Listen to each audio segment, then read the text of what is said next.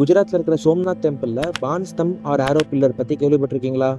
எப்போ எக்ஸாக்ட்லி இதை கட்டினாங்கன்ற டேட் இல்லை, but sometime during 6th century இது கட்டப்பட்டிருக்கிறதா சொல்லப்படுது. இந்த பில்லரில் சான்ஸ்கிரிட்ல ஒரு இன்ஸ்கிரிப்ஷன் இருக்குது. அண்ட் அதோட மீனிங், இந்த பாயிண்ட் இருந்து ஒரு ஸ்ட்ரெயிட் லைனில் ட்ராவல் பண்ணால் எந்த தடங்களும் இல்லாமல் ஆல்மோஸ்ட் 9936 கிலோமீட்டர்ஸ் தூரத்தில் இருக்கிற சவுத் போல் ரீச் ஆகிடலாம். ஆச்சரியமா இருக்குங்கண்ணா. எனக்கு ஆச்சரியம்னா இமேஜின் பண்ணி பாருங்க, இங்கேருந்து ஸ்டார்ட் பண்ணி ஸ்ட்ரெயிட் லைனில் ட்ராவல் பண்ணி கடல் வழியாக போய் சவுத் போல் தொடரலாம். நடுவில் எந்த லேண்டும் கிடையாது.